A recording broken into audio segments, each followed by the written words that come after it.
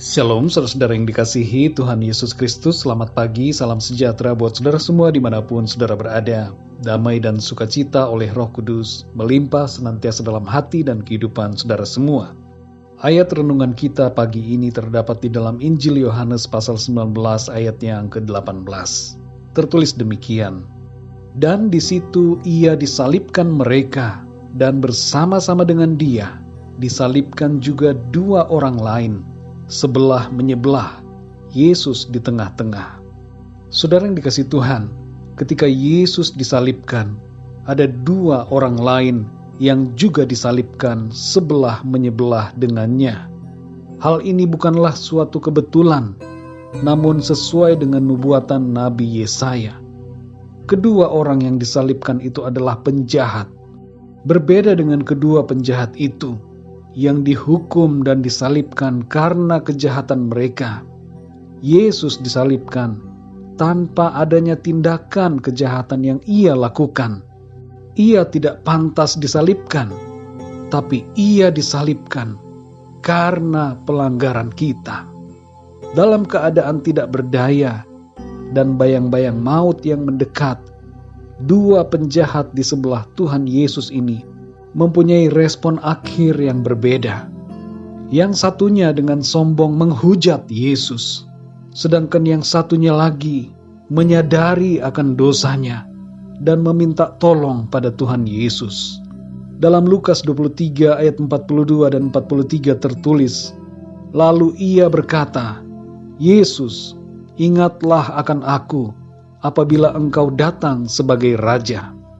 Kata Yesus kepadanya, 'Aku berkata kepadamu, sesungguhnya hari ini juga engkau akan ada bersama-sama dengan aku di dalam Firdaus.'" Saudara yang dikasihi Tuhan, dua penjahat yang disalibkan di samping Tuhan Yesus menggambarkan dua kelompok manusia. Yang pertama adalah menggambarkan kelompok manusia berdosa yang tidak mempercayai Tuhan Yesus.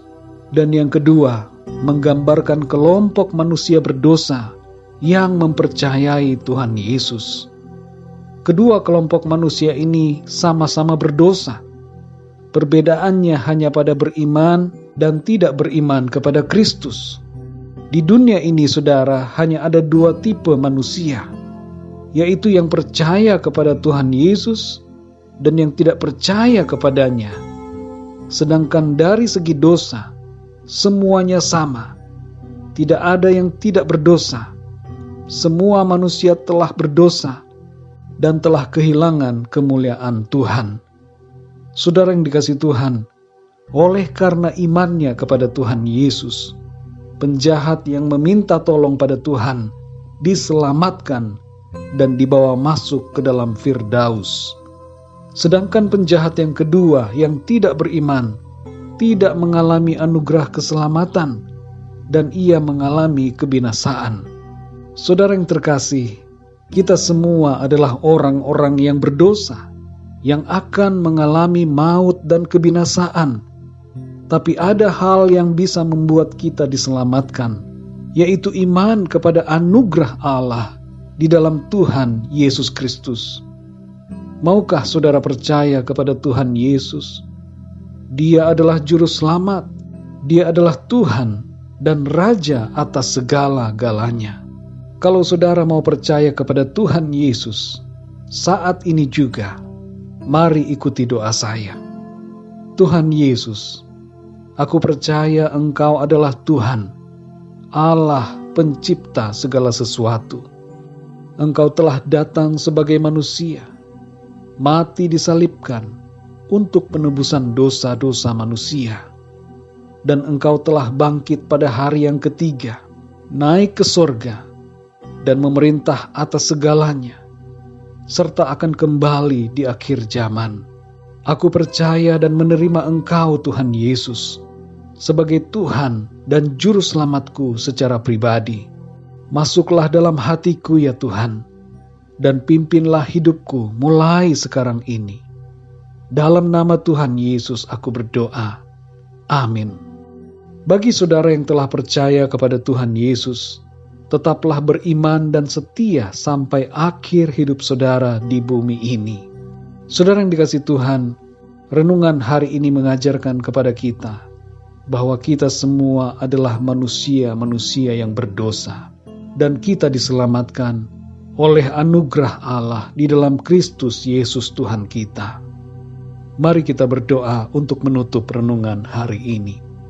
Bapa kami di dalam sorga, Bapa di dalam nama Tuhan Yesus Kristus, terima kasih kami mengucap syukur untuk kasih anugerah-Mu yang Engkau berikan sehingga kami ditebus dari penghukuman dosa dan maut. Dan Engkau telah memberikan kepada kami jaminan kehidupan yang kekal. Terima kasih untuk firman-Mu Tuhan. Meteraikanlah itu dalam hati kami, agar kami terus bertumbuh dalam firman-Mu. Pimpinlah langkah dan keputusan kami sepanjang hari ini, agar senantiasa berkenan dan menyenangkan hati-Mu Tuhan. Terima kasih Tuhan, dalam nama Tuhan Yesus Kristus, Tuhan dan Juru Selamat kami berdoa dan mengucap syukur. Haleluya, amin. Puji Tuhan, saudara yang dikasihi Tuhan, saya percaya firman Tuhan menjadi berkat dan kekuatan buat saudara semua, dan Roh Kudus akan menolong saudara untuk lebih lagi memahami kebenaran firman Tuhan.